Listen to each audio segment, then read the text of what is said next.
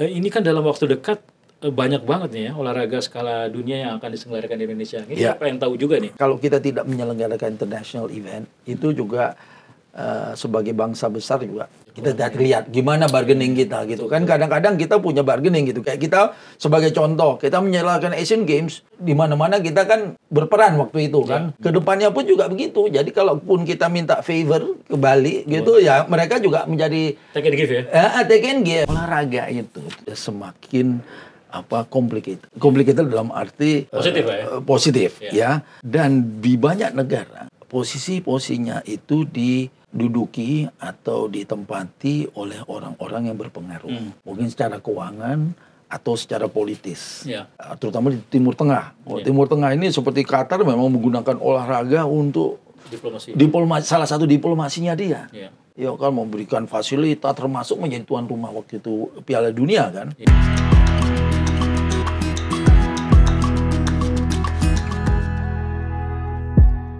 Oke, kali ini saya bersama Sekjen atau Sekretari Jenderal KOI, Komite Olimpiade Indonesia, Pak Wijaya Nuradi. Apa kabar, Mas? Baik, saya panggil Mas aja ya. Mas aja. Ini masih soalnya masih slim, masih oke gitu kan. Kalau dipanggil Pak kayaknya gimana gitu. Gimana Mas Nur? Baik. Panggil Mas Nur atau Mas Wijaya? Jaya. Mas Jaya, gimana nih olahraga kita hari-hari ini nih? Ya, memang kita punya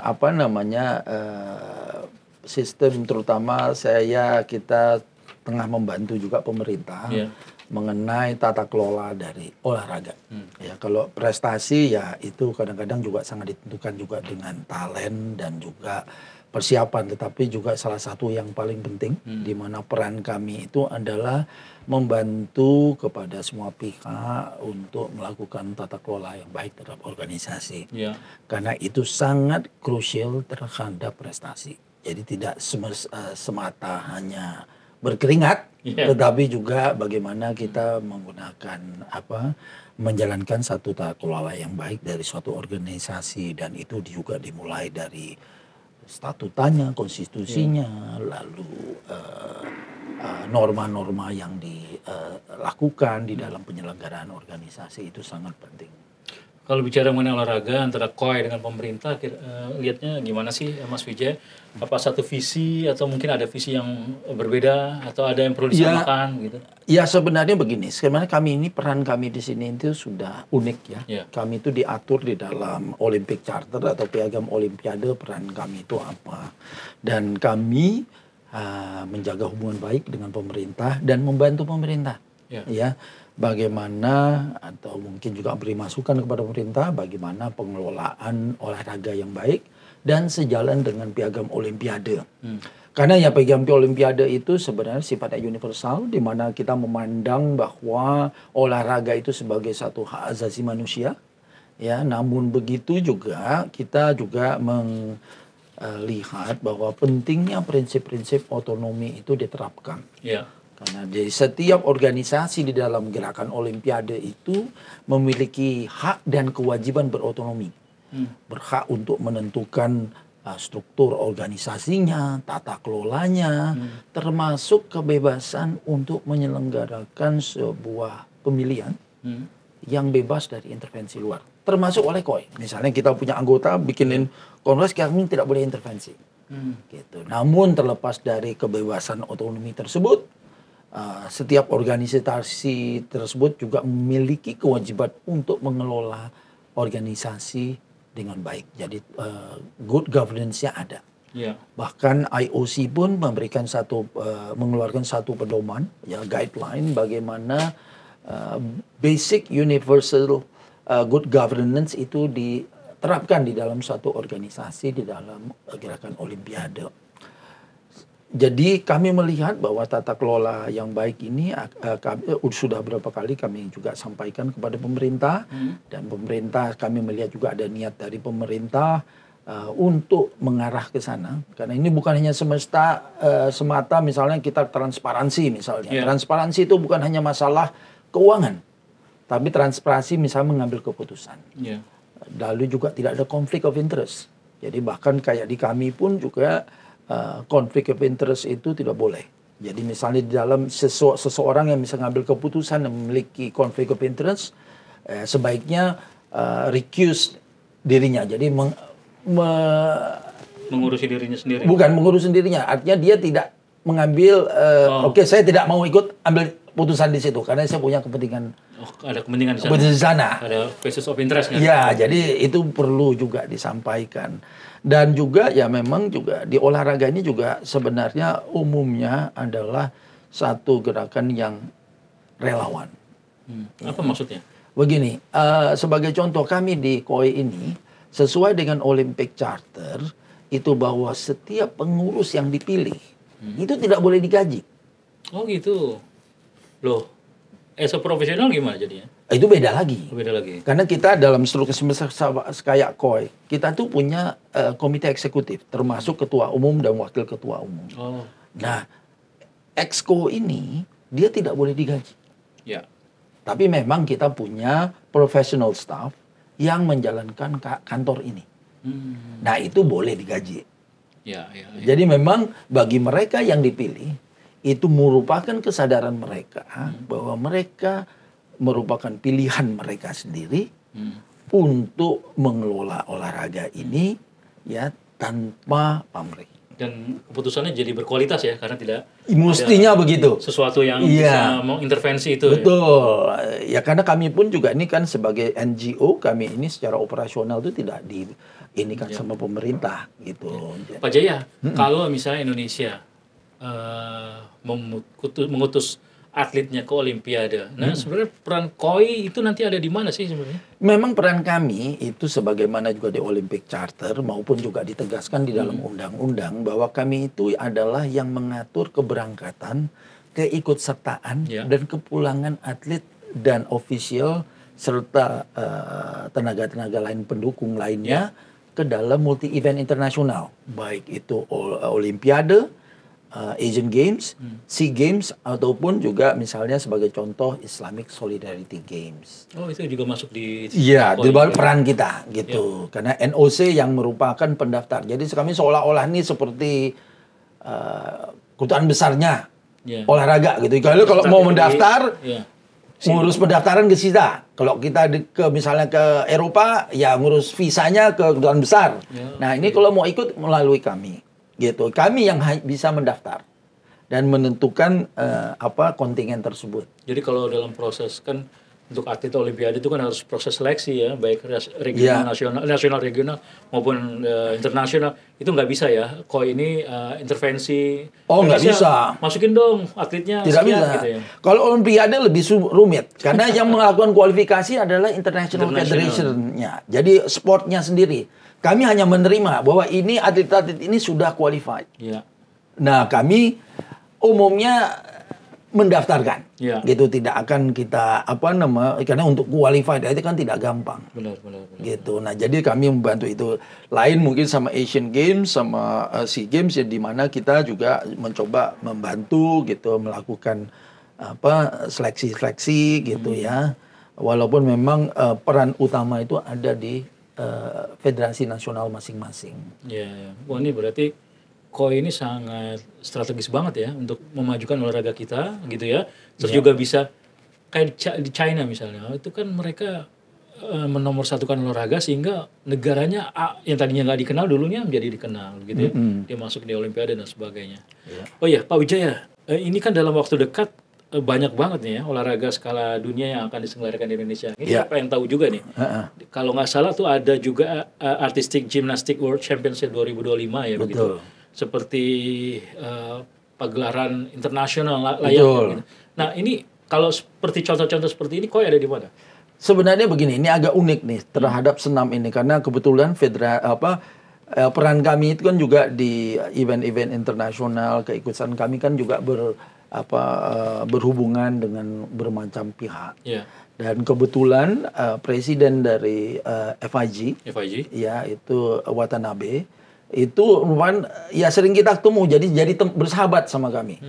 Jadi tektokannya enak kata sekarang. Enak. Nah, ini mungkin salah satu penyelenggaraan World Championship ini ya sedikit banyak kita juga ikut membantulah gitu. Termasuk meyakinkan kita siap gitu ya. Karena juga kalau kita tidak menyelenggarakan international event itu juga sebagai bangsa besar juga kita tidak lihat gimana bargaining kita gitu kan. Kadang-kadang kita punya bargaining gitu, kayak kita sebagai contoh kita menyelenggarakan Asian Games di mana-mana kita kan berperan waktu itu kan. Sehingga orang juga merasa bahwa wah dia bantu kita. Nah, kedepannya pun juga begitu. Jadi kalaupun kita minta favor ke Bali gitu ya, mereka juga menjadi take and give ya. Take and give. Nah, ini juga penting untuk menyelenggarakan international event. Maka perlu diketahui gimnastik itu salah satu cabang olahraga terlaku kalau di Olimpiade. Oh iya, cabang banyak ya. Kelas-kelas itunya cabang banyak, tapi tiketnya tidak susah, tidak gampang. Oh, gitu. Malu belum pernah nonton. Tidak gampang. Mungkin bola tidak ini. Yang salah satu yang mungkin yang cukup sulit dapat tiket itu adalah basket. Kalau basket karena banyak NBA-nya jadi ini ya. Betul. Tetapi di luar itu senam itu salah satu yang paling terlaku, terlaris. Favorit ya. Karena ya banyak itu idenya. Jadi ketika dia ada gelaran di sini luar biasa sebenarnya. Betul. Ini artistik lagi kan. Nah, itu sangat ya memberikan satu citra tersendiri terhadap kita. Harus nih teman-teman di media sosial dan juga berita di Alsinta ya Ben ya. Harus diliput itu. Karena jadi bagus sekali ya untuk sebuah informasi ke masyarakat. Terus apalagi yang bakal ada di sini yang international standard? Nah, sebelum akhir tahun ini sebenarnya minggu ini ada kadet junior ya, judo. Ya, itu juga tingkat Asia kalau nggak salah. Nah, itu juga ada, tapi yang kalau tingkat dunia pun juga junior itu sambo. Itu akan diselenggarakan di Megamendung. Sambo itu hampir sama dengan olahraga judo lah, itu olahraga dari Asia Timur. Untuk infrastruktur sarana prasarana oke ya? Ya kan masing-masing olahraga memiliki persyaratan teknis masing-masing. Itu dia. Kalau nggak standar kan berarti nggak mungkin akan diselenggarakan di sini kan? Gitu. Betul. Gimana itu? Nah, ya itu kan itu merupakan kewajiban kewajiban dari masing federasi nasional. Kita cuma coba menghubungkan dengan pihak-pihak bisa membantu. Sebagai contoh, yang untuk sambo ini yang akan diselenggarakan di JSI di di Megamendung itu ya kami sedikit banyak membantulah menghubungkan antara federasi nasionalnya dengan pemilik tempat, lalu sama sponsornya gitu. Harus ada effort juga nih, kalau nggak gitulah. Naik kelas gitu ya. Iya, nah inilah yang peran kami coba membantu lah gitu. Keren. Terus kalau dilihat-lihat event itu kan, Koi seringkali membantu dan juga sudah melihat ya impact dari kegiatan-kegiatan internasional seperti ini. Gimana sih dilihat dari misalnya pertumbuhan ekonomi dengan memperkenalkan Indonesia juga venue-nya gitu. Gimana sih? Ada nggak catatan-catatan yang kalau nggak kita bikin terus gini kan? Ya memang gini, orang mungkin nggak semua orang lah. Banyak orang juga beranggapan sport industry itu hanya semata misalnya memproduksi bola, memproduksi shuttlecock, memproduksi baju. Sport industry itu lebih dari itu. That's right. Ya. Dan lebih complicated ya. Ya, kegiatannya itu yang menstimulasi ekonomi.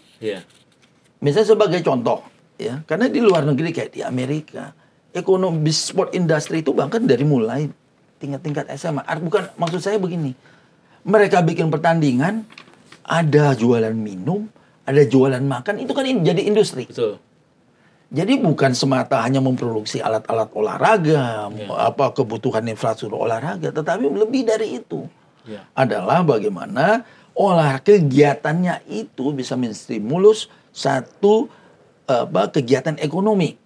Misalnya sebagai contoh, saya bikin pertandingan di Senayan sini, ada orang tua misalnya naik bus atau naik mobil, sewa taksi, itu kan ekonomi datang ke sini. Di sini ada jualan bakwan, somai atau apa, orang pada beli, UMKM-nya jalan. Ya kan, orang datang ke sana ya karena ada kegiatan, orang datang, aduh lapar, saya pengen minum. Nah, ekonominya ini yang jalan. Nah, sport industry itu lebih cenderung ke sana, bukan produksi, bukan pabrik. Iya.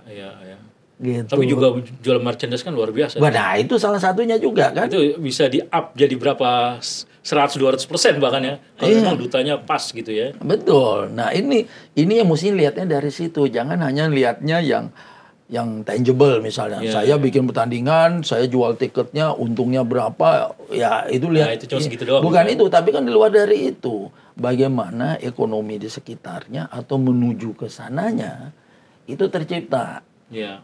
Kalau enggak ya susah kita melihat banyak intangible. Misalnya kayak sebagai contoh, beberapa tahun lalu kita bikin, kalau nggak salah Modern Pentathlon bikin kegiatan di Bali.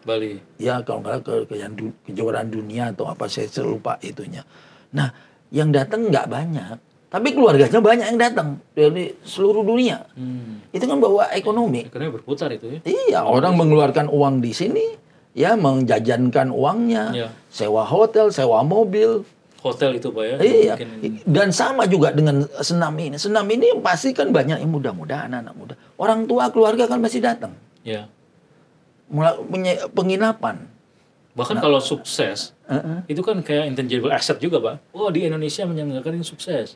Next di Indonesia lagi, next di Indonesia lagi. Itu kan aset yang gak kehitung Pak ya. Betul. Jadi orang trust untuk bisa membuat event di Indonesia. Betul. Nah ini sebenarnya kan harusnya dipikirkan juga ya. Sebagai sebuah visi yang harus kita garap bareng-bareng. Iya, nih. betul. Nah, sebagai contoh aja, ini tempat Senayan ini suatu warisan lah, legacy ya, untuk kita ya, satu legacy. Ya, sekarang legacy itu ada yang positif, ada yang negatif. Ya. Kalau bisa dimanfaatkan, khususnya untuk olahraga, itu akan menjadi positif. Ya. Iya kan? Ya. Kalau misalnya gedung mau sebagus apapun, kalau tidak sering digunakan, susah maintenance-nya. Susah. Gitu. Jadi memang mesti dilihat bagaimana kita bisa memaksimalkan penggunaan gedung-gedung ini dengan kegiatan-kegiatan olahraga. Dan nggak ada jejak digital ya Pak. Kalau kegiatan ini ya pernah dilakukan di Istora, itu kan secara mendunia, Istora one of good place gitu, tempat stadion yang bagus gitu. Itu pasti orang akan trust. Gitu. Iya, ya sebagai contoh saja lah. Badminton, waktu orang berpikir mau dipindahkan dari Istora gitu kan, tapi kan ini ya Istora is legasinya di sana kan beda, atmosfernya berbeda gitu. Nah ini yang juga perlu dipertahankan bahwa namanya satu legacy itu, satu atmosfer itu berbeda. Tapi dari ini semua pelaku-pelaku industri, pelaku-pelaku olahraga dan stakeholdernya itu sudah nyampe ya visinya ke sana Pak, bahwa industri olahraga bukan hanya sekedar sebuah olahraga tapi ada industri besar di sana. Ya mestinya bisa lah, itu bukan rocket science lah, itu artinya kita mesti tahu bahwa ya di luar lebih dari itu gitu. Ya. Oke Pak, ini juga saya ingin tanya juga mengenai diplomasi internasional. Kan kalau kita bicara mengenai diplomasi bukan hanya sekedar kita melakukan bargaining politik, ekonomi, tapi juga di olahraga juga kan ada diplomasi yang bisa dilakukan, Pak. Koi, gimana, Pak? Ya memang, diplomasi olahraga itu sekarang itu udah semakin complicated dalam arti positif, Pak, ya? Positif, ya. Dan di banyak negara, terutama di beberapa olahraga tertentu, posisinya itu diduduki atau ditempati oleh orang-orang yang berpengaruh. Mungkin secara keuangan atau secara politis.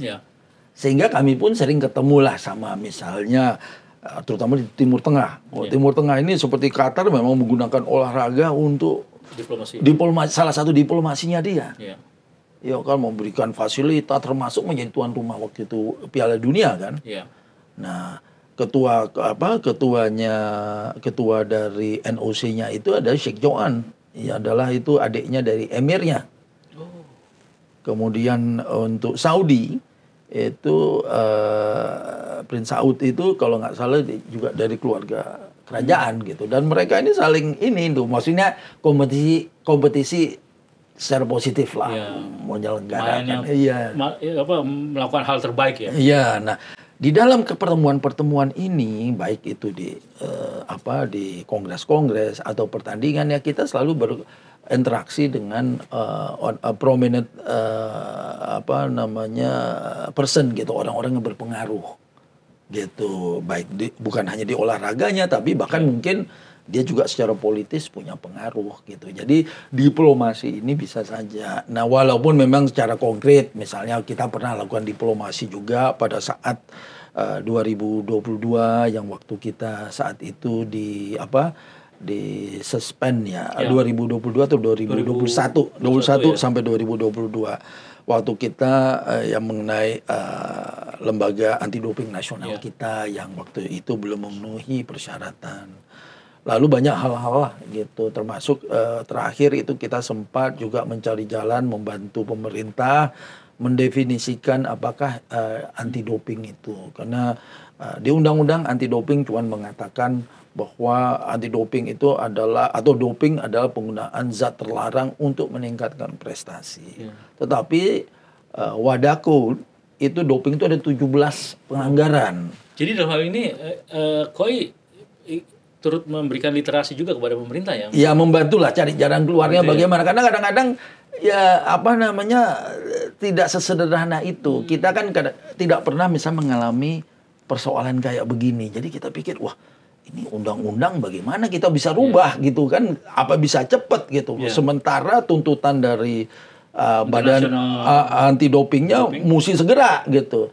Nah, kita cari jalan keluarnya, termasuk juga membantu pemerintah bagaimana mencari pandangan hukum dari lawyer di sana yang memang tahu sudah terbiasa menghadapi hal-hal kayak begini, sehingga dia bisa mencari solusi gitu. Karena sebagai contoh ya, ngomong masalah anti doping itu misalnya saya tahu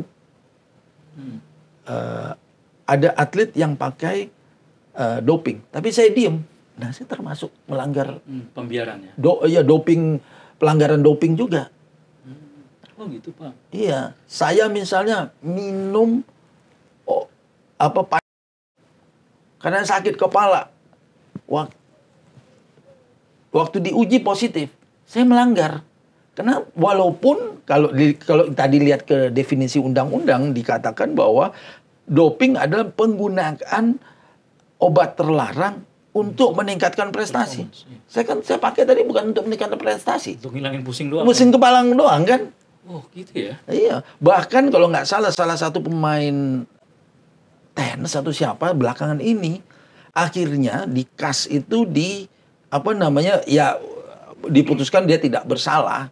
Itu karena dia dites positif karena dia berciuman sama pasangannya. Ini kan tidak sesederhana itu. Benar ya, sangat complicated ya, karena itu butuh knowledge dan butuh pemahaman apa yang distandarkan oleh international standard gitu ya, Pak ya. Betul. Dan inilah yang yang kita mesti pahamin ya, bahwa olahraga itu terlepas itu memang suatu ya kadang-kadang satu hiburan dalam satu sisi, tetapi memang mesti diterapkan dengan benar, dengan tata kelola yang baik, transparansi. Nah, itu. Saya ingin tahu juga nih, kan sebentar lagi kan kita akan menghadapi SEA Games Thailand di Desember kalau tidak salah. Betul. Ya. Sejauh mana adjustment dari KOI untuk atlet-atlet Indonesia untuk bisa berlaga optimal di sana, Pak? Ya, kita sudah dari sisi kami kan memang sebenarnya untuk pendaftaran itu baik long list maupun baru saja kita selesaikan itu short listnya, entry by name itu sudah kita masukkan. Dan memang juga pemerintah melakukan satu seleksi juga terkait pelatnas yang mereka biayai, dan kita juga sudah berkomunikasi sama pemerintah terus ya untuk memastikan bahwa apa yang diprogramkan oleh pemerintah itu berkelanjutan dengan SEA Games.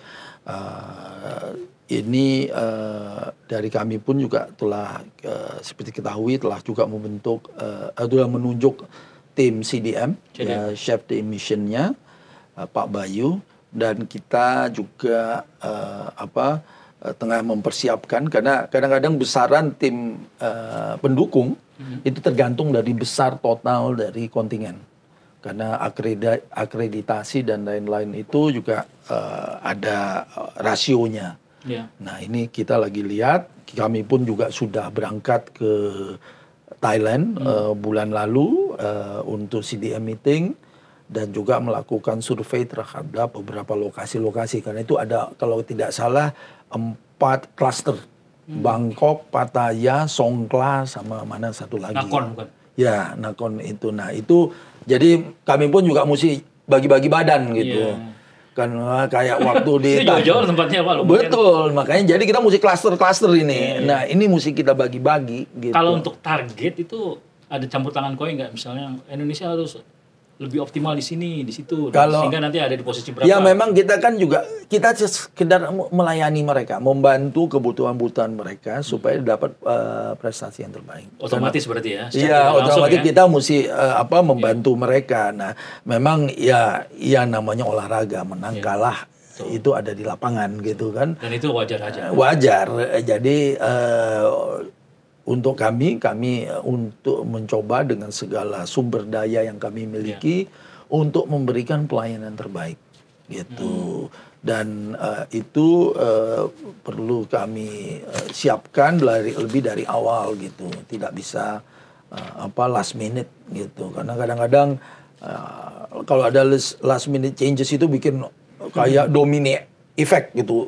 Masalah. Tapi kalau dari awal kita udah antisipasi, ada contingency plan-nya, kalau misalnya sampai gini, kita begini.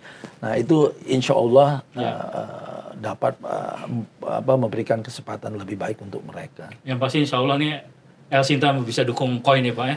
Harus dong, ya kan? Gitu. Nanti kita bisa bantu untuk bisa mendapatkan liputan dan bisa menyebarluaskan. Ya. Karena ini kadang-kadang kan kita masyarakat Indonesia itu nunggu banget tuh. Ini gimana gitu ya. Ya. Mudah-mudahan kita bisa bekerja sama Pak untuk bisa. Oh tentu. Gitu. Pak terakhir ya Pak, yang kaitan dengan KOI, apa kira-kira pesan KOI ke masyarakat pencinta olahraga di seluruh Indonesia ini untuk mengoptimalkan dunia olahraga kita Pak? Ya, kalau untuk saya sih memang encouragement untuk kita berolahraga ya. Lalu juga perlu diingat bahwa berolahraga itu merupakan suatu kegiatan yang menunjukkan ketahanan kita. Karena pada saat COVID pun, ya, UN itu mengeluarkan satu resolusi yang mengakui bahwa olahraga merupakan salah satu kegiatan yang menunjukkan ketahanan kita, resilience kita terhadap pandemi. Ya.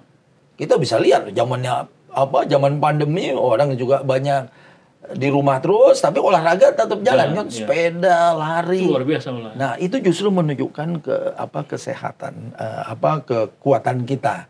Nah terkait juga untuk olahraga prestasi, kami juga harapkan masyarakat mendukung. Ya, pemerintah ya of course ya, tapi kalau masyarakat juga harus mendukung. Kritis boleh, tetapi ya bisa pahami. Solutif ya. Iya, masa solutif no dua, tapi benar appreciate lah terhadap kerja keras mereka.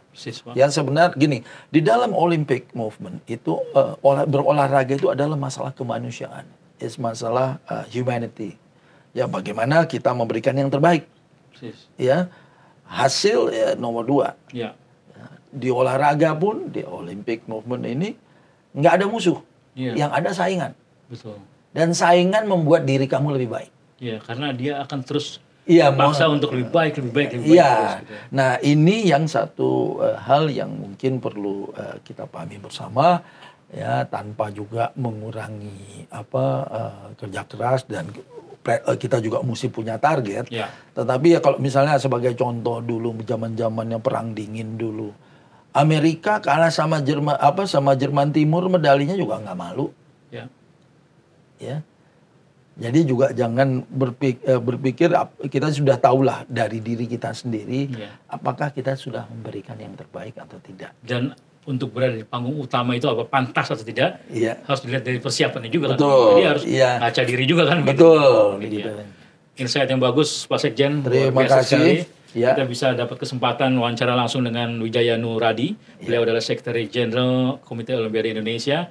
Mudah-mudahan kita akan terus bekerja sama untuk bisa menyuarakan olahraga Indonesia ya, bukan aja di ajang nasional tapi juga di internasional yang ke depan akan ada SEA Games ya Pak ya? Ya SEA Games di lalu Thailand.